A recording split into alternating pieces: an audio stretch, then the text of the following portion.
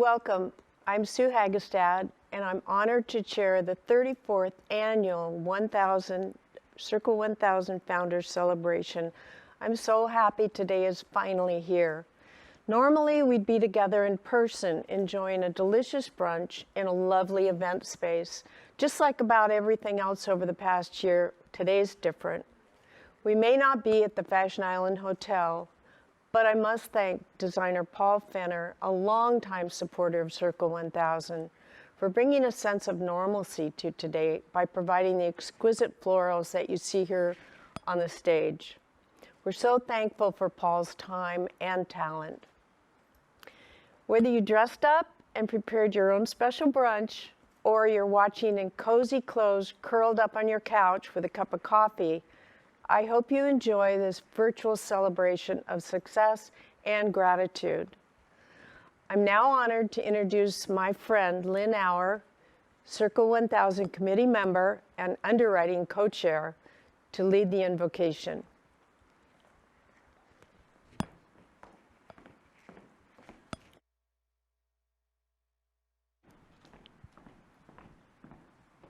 Thank you, Sue, and thank you so much for your leadership and your loyalty and your dedication to Circle 1000. Let us pray, please. As we gather today, together in spirit, we express our deepest gratitude to the healthcare workers at Hoag Family Cancer Institute and Hoag Hospital, who have cared for our families, our friends, and our entire community, especially during the COVID-19 pandemic. We pray for all of our Circle 1000 friends and loved ones who are facing challenges, whether due to cancer, COVID-19, or any other reasons. Bless our hospital and our healthcare workers, the clinical leaders, the doctors and nurses, and the staff, and continue to guide their hands and inspire their minds to provide innovative care now and into the future. Lift the spirits of our Circle 1000 community and bless them for their compassion. We pray for our community and thank you for the resources that allow us to financially support Hoag Hospital. We are also thankful for the blessings of knowledge, leadership, and creativity, which allow both Hoag and Circle 1000 to uphold our commitment to the fight against cancer and the search for a cure. As we face unprecedented global challenges today, we pray for peace and harmony in our community, in our nation, and across the world. Thank you. Amen. Thank you, Lynn. It's hard to believe it's been 34 years since Sandy Sewell survived breast cancer and founded this remarkable community of open hearts. It all started when Sandy gathered a group of friends to contribute at least $1,000 annually, and each friend was tasked with asking their own circle of friends to participate. From those simple beginnings, Circle 1000 has expanded to more than 1,000 friends in support of cancer care at Hoag. I'm grateful Sandy created this space for us to support the best cancer care right in our own backyard. Ever since last year's celebration was canceled, our steadfast Founders Committee, comprised of an incredible group of community leaders, have worked tirelessly to bring us back together today. While most of our work has been virtual, some of our committee members gathered for our invitation stuffing party in April. Just seeing the joy on everyone's faces and being together for the first time in over a year warmed my heart, reinforcing our deep ties and shared sense of purpose. Now I invite you to look at a special video our committee has put together to share our gratitude and connection with you all.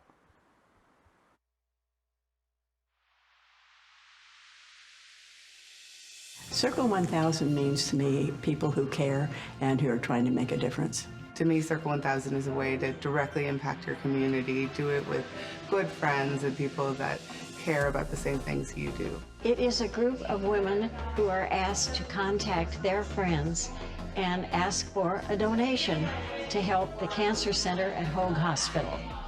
I like that it's now a third generation of us. There's so many mothers, daughters, friends involved with Circle 1000. We're all here to help make Hoag Cancer Institute the best it can be. It started as a small group of ladies who wanted to get all of their friends involved just to give $1,000 to support the fight against cancer at Hoag. And it's grown into this tremendous organization. We're a small and very mighty committee. When we gather, we work, and we enjoy each other's company. Circle 1000 over the years has raised so many millions of dollars, and the money we raise is able to help with programs the hospital can't normally get involved in. We have the most amazing hospital and medical care close to home. I'm just proud of how many people have taken to Hoag. They are probably the best hospital in the country. Our nursing group, our doctors, the way people care for each other, I just think it's terrific.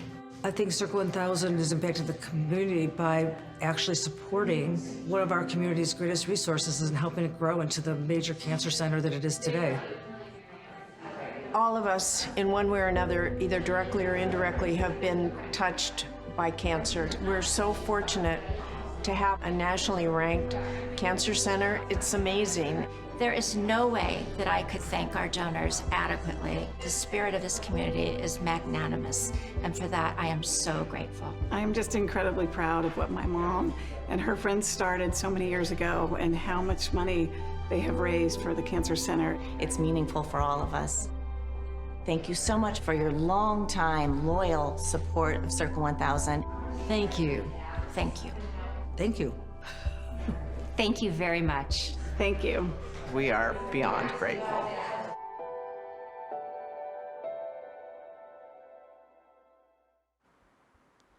Thank you, committee members, for all you do. Circle 1000 impacts more than 6,000 patients treated at Hoag Family Cancer Institute each year. Collectively, in our 34-year history, we have surpassed $21 million in donations. Sandy, I know you're with us today and watching from home. I want to personally thank you and acknowledge you, Ginny Uberoth, Fran Applegate, and the entire Founders Committee, past and present, for stewarding our efforts. You have inspired a community to give over $21 million so that ourselves and our loved ones can access the very best care right here in Newport Beach. Even during the pandemic, we surpassed all expectations, raising over $1 million this year. What a show of commitment, that even when we can't be together, each of you step up to continue to support our group. This is truly remarkable. Our philanthropy has helped bring world-class cancer care to our very own community, and together, we help sustain that care by supporting ongoing needs for research, technology, nurse navigators, and nursing education. We help fund advancements in precision oncology, developmental therapeutics, molecular imaging, and much more. Our impact is evidenced by Hoag's national reputation, ranking in the top 10% for cancer care by U.S. News and World Report. I mean, that's incredible. I'm so proud to be part of this inclusive community, reunited today in this shared purpose. All of us have been touched by cancer in some way. We all have a story. Today we share the story of Kimberly Renika, who not only lost her mother to ovarian cancer, but is now being treated for breast cancer herself.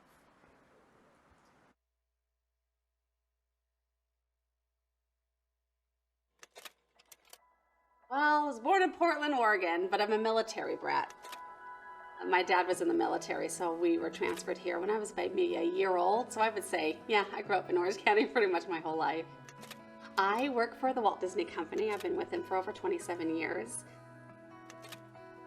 My mother was diagnosed with ovarian cancer.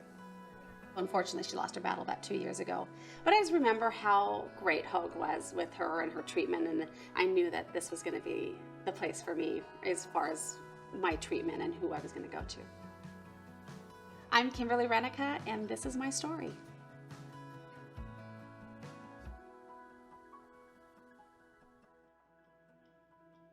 I felt a lump in my right breast in November, and I really didn't think anything of it. I was able to see my OBGYN in December. By mid-January, I was diagnosed with stage 3 breast cancer. It was both in my right breast as well as my lymph nodes. Kimberly came into us when she was first diagnosed. We like to see patients fairly quickly. PRIA was part of the genetic testing that I did. That was really interesting to see my genetics, to see if I carried what was very common called the BRCA gene, and I don't have it. Even if patients test negative, we tell our patients risks that they have based on their family history if they test negative, how their family members are affected by their history, because these individuals could still be at elevated risk. The nice thing is that now my genealogy is now part of a worldwide study. At the time, my plan was I had a 5-step treatment plan. I was going to be doing chemo, surgery, reconstructive surgery, radiation, and then pills. Of course, that changed when I had more tests done, and then I was upgraded to a stage 4 where I was diagnosed with metastatic breast cancer, where it did metastasize to my bones. There's a lot of raw emotion behind a new diagnosis.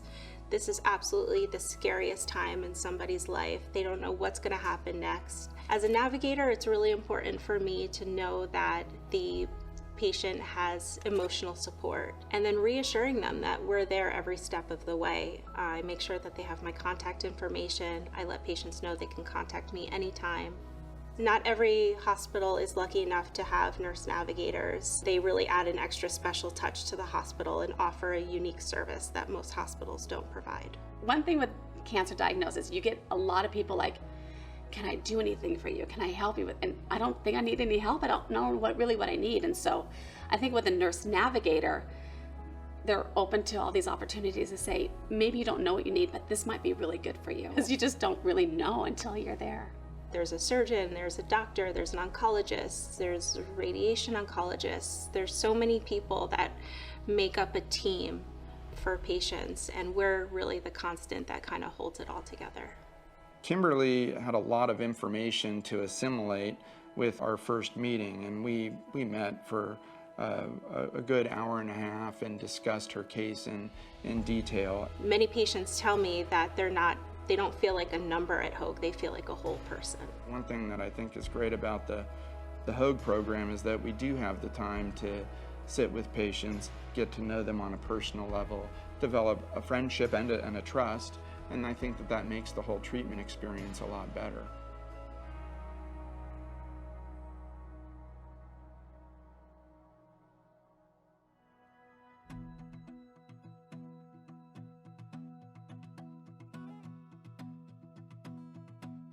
What I do is what I describe as targeted imaging to help guide targeted therapy.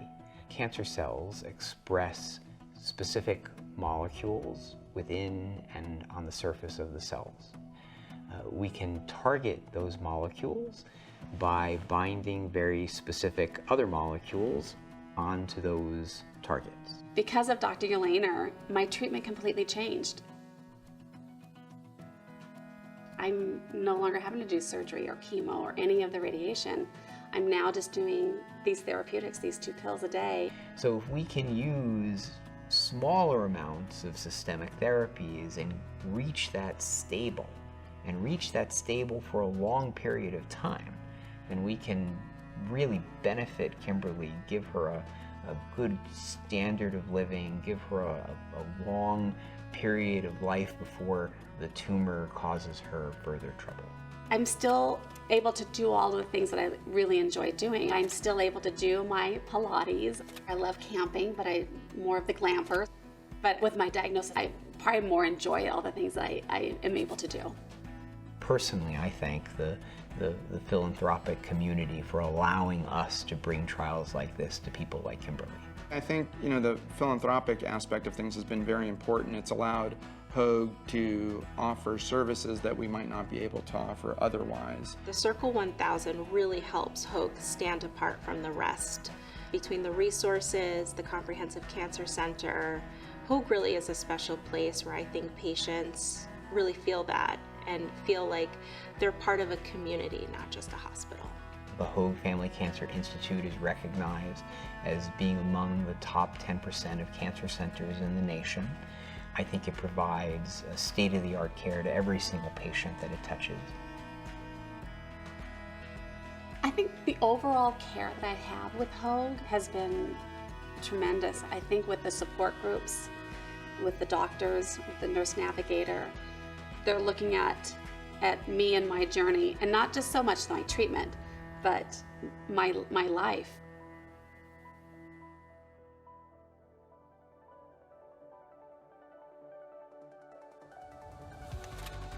I'd like to thank Sandy Sewell and the visionary donors of the Circle 1000 group, who started over 34 years ago to help grow programs for the Hoag Family Cancer Institute. They've grown our Nurse Navigator program.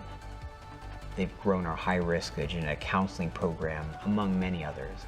And now they're growing the molecular imaging and therapy program here at Hoag. And I can't wait to see what they're going to grow in the future. I'm just really grateful to all the supporters out there who have helped me on my journey. And again, it's not a day or a week, it's a lifelong journey. And I'm just so appreciative that Hoag is part of that lifelong journey. I don't think I would have it without you guys and your support. Thank you, Circle 1000. Thank you, Circle 1000. Thank you, Circle 1000. Thank you, Circle 1000. Thank you to Kimberly and Hoag's brilliant clinical leaders. Every year, we feature remarkable speakers who have made us laugh, made us cry, and inspired us to continue supporting the fight against cancer. A few past speakers include Joan London, Jamie Lee Curtis, Tom Brokaw, Ted Kennedy Jr., Peter Uberoth, Nancy Reagan, and so many others. And joining our list today, I'm so excited to introduce Jake Olsen. Jake was the first blind, yes blind, football player at USC. A survivor of retinal cancer, Jake is also the author of the memoir, Open Your Eyes. Jake is here today with his service dog, Quebec, to share his remarkable journey from cancer survivor to athlete to author and beyond.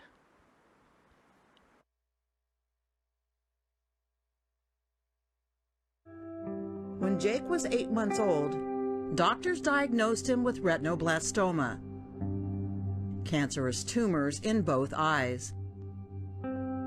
Jake would lose his left eye, but doctors were able to save Jake's right eye. But in September of 2009, when he was 12, doctors told Jake the cancer was back again. And this time the only option was to remove his other eye. Hey, Jake's here. Hey, Jake,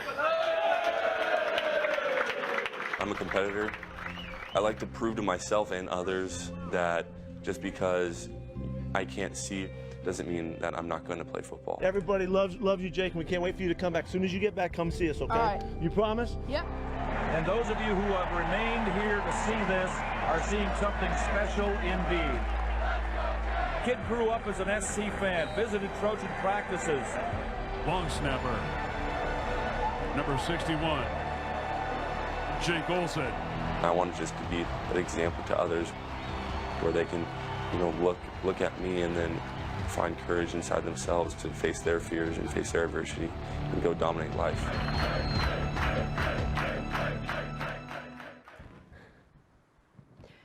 Welcome, Jake, and my new love, Quebec. Well, thank you so much, Sue, for having me in Quebec as well. You can tell how excited he is right here. He's a fan favorite, I know. But thank you again so much for having me, Sue, and Circle 1000 and Hoag.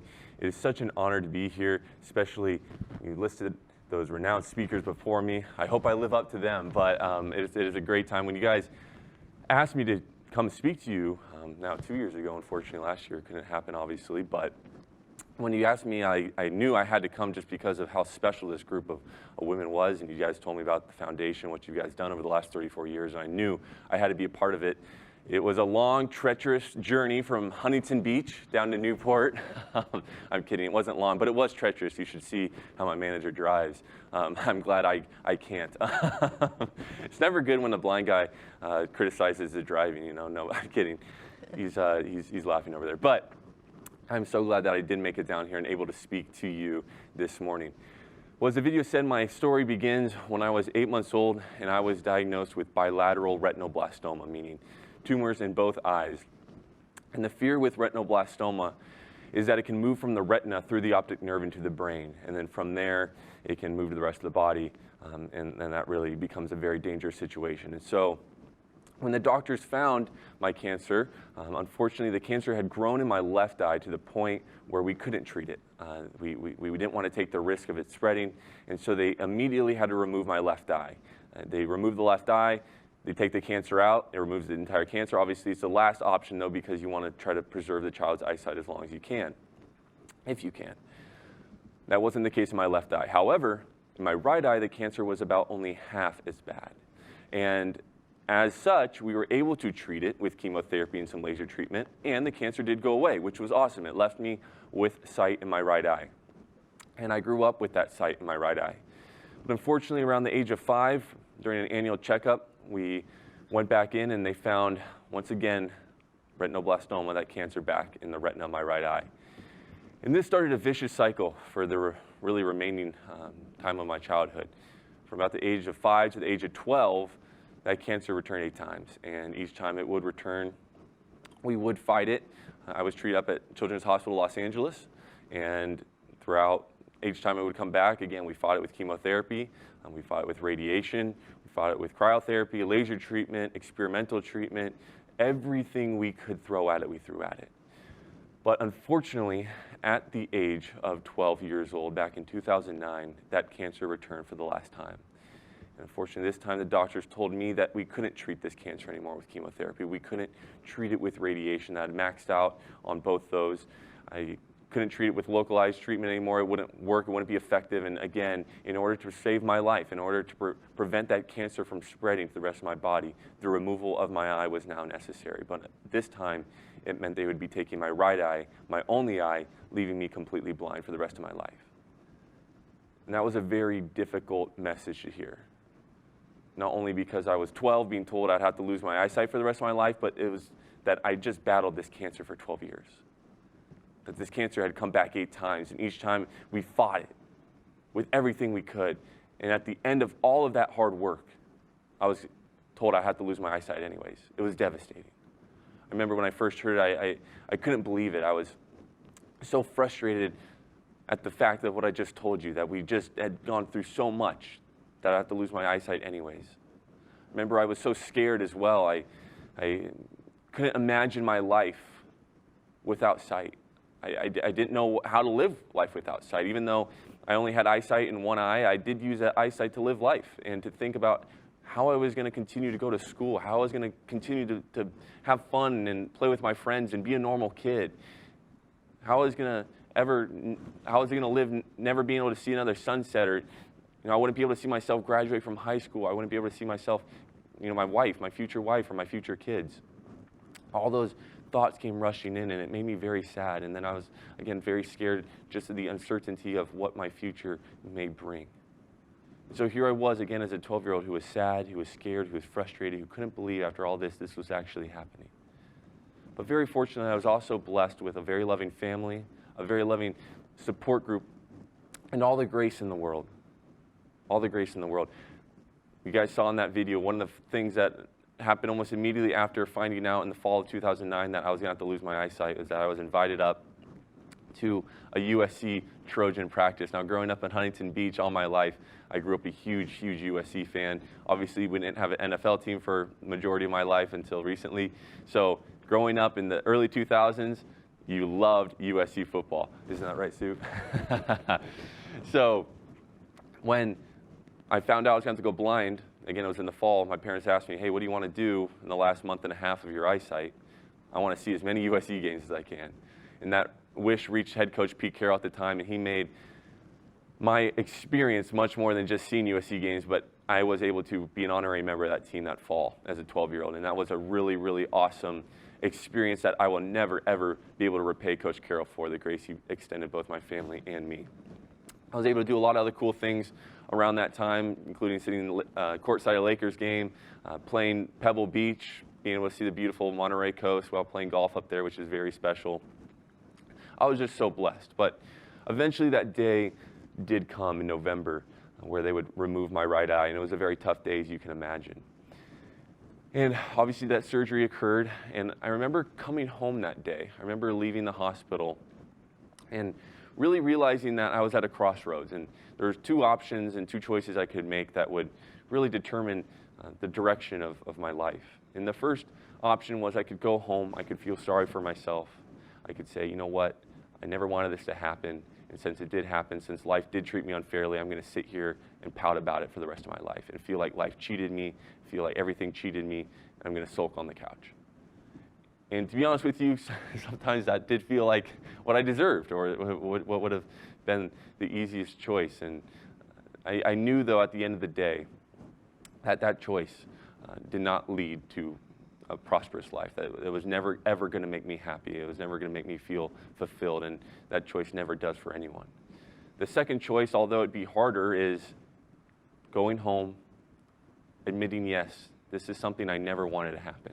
And if it was up to me, I would have never wanted to go blind. But it is what happened. And so I'm going to have to accept that. Not only am I going to accept it, but I'm going to use it. Use it to go further in life than I ever imagined. That I'm not going to give up on life. That I'm not going to let blindness rob me of my future, rob me of my childhood, rob me of the things that I love doing. That I'm still going to have a vision for my future. I'm still going to exceed in the things I want to go do, have goals, accomplish those goals. And yes, that did mean I was going to have to work harder than the next person, the person next to me. That I was going to have to learn how to redo everything, including reading and writing with Braille, getting around with a cane, and now obviously this big lug of love. I was going to have to, again, relearn how to do everything. But it was worth it. And I knew that's what was going to give me a purpose-driven, fulfilling life at the end of the day. And it was a hard choice. It really was a hard choice, but the fact is, it was a choice that I had been making my entire life.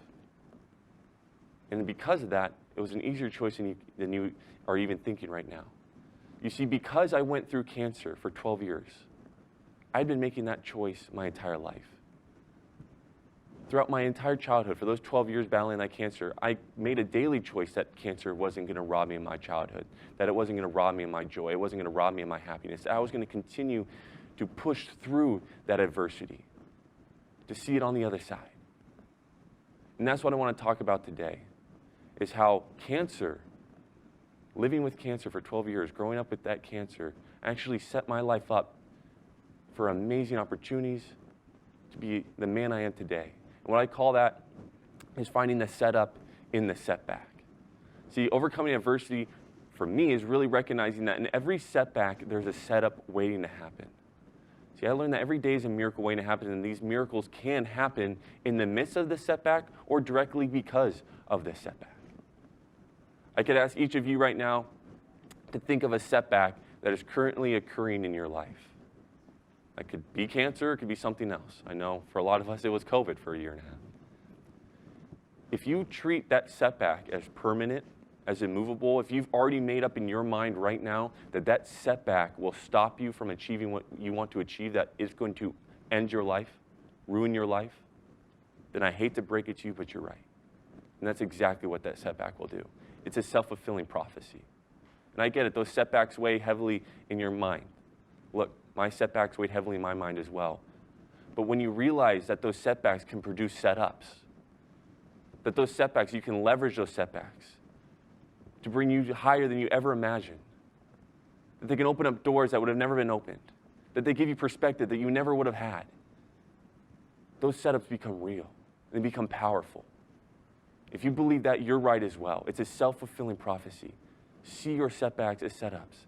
See, I lived my life with the understanding that, yes, cancer and eventually going blind was going to be a huge setback in my life. but I also recognize it was an opportunity to become a huge setup, and that's what it's become in my life, a huge setup. Think with me. What would my life be like if I never faced cancer, or if I never went blind? My life would have never opened up to this new life full of amazing opportunities. I wouldn't have accomplished half the things I've accomplished in life. I wouldn't be the man I am today. I would have never probably gone to USC. I would have never played football at USC. I would have never inspired millions of people by playing football at USC. I wouldn't have the same friends. I wouldn't have the same opportunities. I wouldn't have this guy right here with me. Sue would be very sad about that. Yes. I have so many blessings and setups because of what I went through. You have to recognize it. And not only are the opportunities setups, but the mindset and the attitude that allowed me to capture those opportunities are setups as well, and perhaps even bigger setups. The attitude that I was given by battling cancer for 12 years is invaluable. There are 3 attributes that I want to talk about today that I was given by battling cancer that have helped me, again, capture those opportunities, be the man I am today, all because of what I went through with cancer. And I know a lot of you can relate to these as I speak about them. The first one, you could call it resilience, but I have a better name for it. It's called the will to fight on. I'm sorry for any Bruin fans. Sue said there'd be some. But the will to fight on. It's the mantra at USC, fighting on. The will to fight on. It's a decision that I've had to make since a very, very early age. See, I think there's a reason why we call it battling cancer. It's a very appropriate term that we use when someone's facing cancer, battling cancer. Why? Because you are in a battle. It is a fight. It's a fight of your life because it's a fight for your life. And I understood that at an early age. Unfortunately, a lot of my early memories, my earliest memories, are about the horrors of battling cancer. I remember as a little kid going and receiving chemo and being so sick at the end of the day about throwing up in 10 buckets, and you just can't stop throwing up because your body's trying to get rid of something that's not going to get rid of by throwing up, but it thinks it can. I remember getting experimental treatment where they had to go through my femoral artery up into my eye, and I had to lay there 8 hours afterwards, not moving my leg because they didn't want that artery to bleed. I remember a lot of horrors of cancer treatment. And it was that will to fight on through all that that gave me the personality then when I was told I was going to have to go blind, that I made that choice. I was going to fight on. There was no other choice. There was no other way. I'd been conditioned. That choice was already made for me because of the choices I'd made every day up to that moment. I was going to continue to fight on. And that choice, that conditioning, allowed me to move on through blindness and battle the adversities that inevitably came with blindness. About getting back into school and remaining a straight-A student. About overcoming people's ideas of what I could or could not do because of my blindness. About playing football. When I first started playing football, coaches didn't think I could be out there. They didn't think I deserved to be out there. And a blind person could never be on a football field, right? No. I wasn't going to accept that. I had a will to fight on through those perceptions and say, you know what, I do deserve to be out here. And I did. I proved them wrong. And I played high school football, and then eventually I walked on to USC in 2015 and played 4 years at USC. Eventually snapping in the Coliseum, proving, and once again, everyone wrong, that a blind person doesn't belong out on that football field. But don't get it confused. The only reason I was able to have that will to fight on, that resilience to push through, that push back, push through blindness as a whole, was because of what I went through with cancer. As well as fighting on through the sadness, the uncertainty, the anger, all those emotions. And that leads me to my next point. The second attribute that cancer gave me is courage, being courageous. I thought one of the what were they called? The nurses? Navigator. Nurse navigator in the video with Kimberly. She said it best. She said there's so much raw emotion, so much fear in that first diagnosis because there's so much uncertainty. And I felt that growing up. There was constant fear of, will this cancer return? What happens if it spreads? Is it going to take my eyesight? I love this definition of courage. Courage isn't the absence of fear. It's the bravery in the face of it. And I had to learn how to be courageous in that face of fear. It is scary battling cancer. It really is. There's so much uncertainty. There's so much anxiety. I remember one of the scariest things as a kid, I know it's kind of funny, but there's two things that come to mind. An MRI machine, that was really scary as a kid, and radiation. Both of them you have to lay completely still as you're being moved around, and there's loud noises, and it's scary. And they put this weird goo in your mouth and put stuff on my eye for the radiation. And I remember the doctor saying, we're going to have to put him under anesthesia for every time he takes an MRI or goes in radiation. The radiation was like 30 days in a row, so that was anesthesia every day for 30 days. And my mom said, well, I really wouldn't prefer that. Could we at least give him the chance to prove that he could handle it without being under anesthesia? And they said, well, we've never done that before. So they talked to me, and I said, okay, I can at least try it. And it was scary, but I did it. I did it, and I proved that a little kid could be undergo radiation or an MRI without being put under anesthesia. And because of that, they took a new standard. They actually gave kids the choice and allowed them to at least prove themselves that they could do that. And that's a trend that still is occurring up at CHLA today. I was the first kid to kind of set that precedent. That courage has given me so much beyond cancer in my life. If you take a look at where our all our lives are in our country is now with coronavirus, there's a lot of fear and uncertainty in that. Life is full of fear and uncertainty. But all the experiences that I had as a kid to teach me how to be courageous has paid off through coronavirus, has paid off my first day of college when I was walking around USC with Quebec and having no idea where anything was. It's allowed me to have the courage to build my own business.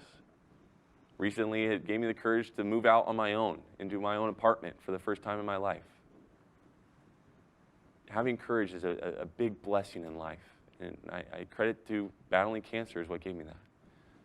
Talking about blessings, the last attribute I want to talk about today is perhaps the biggest blessing of battling cancer, and that is with compassion and empathy. Battling cancer gave me compassion and empathy. I remember a funny story when I was just a little kid, probably around 7 or 8 years old. I was obviously battling cancer at the time, and we were with one of our pets growing up in the veterinarian's office. We were waiting in the waiting room, and I asked, the lady next to us, what she was taking her animal in for, and she's like, well, she has cancer. And I go, cancer? I have cancer too. It was this cute moment, but that's what empathy is, understanding I've gone through something, I've experienced it. Therefore, I can relate to you experiencing it. I can help you through it as well. And I've been able to do that throughout my entire life. And that's been one of the biggest blessings in my life. It's one of the biggest blessings about battling cancer. It's almost made all of it worth it. Or I should say it has made all of it worth it. Either it's writing books or going out and speaking or actually meeting people. I know personally, it was very cool. About 10 years old, again, I was battling cancer. My grandma was diagnosed with breast cancer, and she was actually treated here at Hoag. And we were able to go through cancer together, both receiving chemo, laughing about our hair falling out. And she's doing really well. My grandma turns 88 in August, and she was treated very well here. It was awesome, awesome work, and I can't help but think that maybe you guys had something to do with that. But there's been more than that. Again, I was shown so much grace throughout my childhood, battling cancer, going blind, that when I was at SC, it was very cool to invite other individuals who are visually impaired or blind or battling cancer to practice and having them meet me. I understood as a 12-year-old how much that meant to me. To repay that favor was so special. To show compassion, to show that empathy. People reach out all the time expressing their adversity. I had a gentleman reach out last week whose son plays football in Long Beach, and unfortunately he tore his ACL, but by finding out, or by doing a procedure with his ACL, they found that he had a tumor in his femur and they're having to amputate his leg. And he still wants to be long snapper, by the way. And I said, absolutely. There's no reason why you can't. Having compassion, empathy has allowed me to connect with so many individuals. It's also allowed me to take my connections, take my influence, and raise money to actually beat retinoblastoma and help research beat retinoblastoma, which I know you guys know a lot about in raising money to beat cancer. And that takes me back to you guys. When I sit here today and I'm thinking about what I wanted to talk about and thinking about who I was speaking to, I can't help but think that perhaps I was preaching to the choir. You guys are a huge example of a setup and a setback. As Sue was telling the story today, Sandy was diagnosed with breast cancer 34 years ago as a setback. But because of that setback, something beautiful grew out of it, a huge setup, Circle 1000, that's raised over $21 million in 34 years, helping out 6,000 families a year. That's incredible. That is incredible. And that is a huge, huge setup. And when you tell me that you guys raised over $1 million in the middle of a pandemic where you couldn't even meet, what does that say to me? That speaks loudly, a lot of compassion and a lot of empathy. Why? Because you too have either dealt with cancer personally or known someone who has, but you've been impacted by cancer. And cancer's taught you that same lesson of compassion and empathy, wanting to turn around and help someone else go through it as well. And that is so cool. And I commend you for that work. As I close today, I want you to know, either if it's through my story, through Circle 1000 story, through Kimberly's story, through the thousands of other stories out there about people battling cancer and coming out on the other side, that yes, cancer is a setback. And it's a setback that brings darkness and can be hard and can be challenging. But it also is a setup to amazing, beautiful things. Helen Keller has a beautiful quote. She says, "We live in a broken world full of suffering. It is also full of overcoming." And then when I look at an organization like Circle 1000 and the amazing work you've done, you're absolutely helping people get through that broken world full of suffering and see that world full of overcoming. And I want to thank you for that. And Sue, shall we do it? Lastly, fight on. Fight on. Jake, thank you. Thank you for sharing your amazing story of courage and triumph. Our greatest hope is that with Circle 1000 support, Hoag will continue leading the way for cancer patients, not only to survive, but to thrive. So I have one question for you. And when John and I first met you in the desert, Yes. you were coming off the golf course. I was. Having played 18 holes and shot in the low 80s. I did. How did you do that? How do you do that? Well, again, a lot of courage, a lot of willing to fight on through frustration of golf. I tell people golf is a difficult game. I think anyone who's picked up a club knows that, and I'll give you a little secret. It doesn't get any easier when you can't see the ball. It's a very difficult game that I've put a ton of practice into, but it was something I was very passionate about. And back to when I was saying I didn't want blindness or to rob me of the things I love doing, that included golf. And so almost immediately after going blind, I picked up a golf club with my dad and wanted to pick up from where my golf game was before losing my eyesight. Now, did I take 25 steps back? I did. I was tasked with just hitting the ball at first again, but I slowly got better, put a ton of practice in, and yeah, now I have about a 10 handicap. In 2019, I won the U.S. Blind Nationals in Vegas, and still ready to kick John's butt anytime out there. I don't know about that. Well, thank you so much, and thank you for bringing Quebec. Of course. This is a great dog. And thank you all for coming today. It's been an incredible day, and I know it's been odd not to be together, but thank you so much. We really, really do appreciate it. Have a wonderful day. Yes, Thank you. Thank you, guys.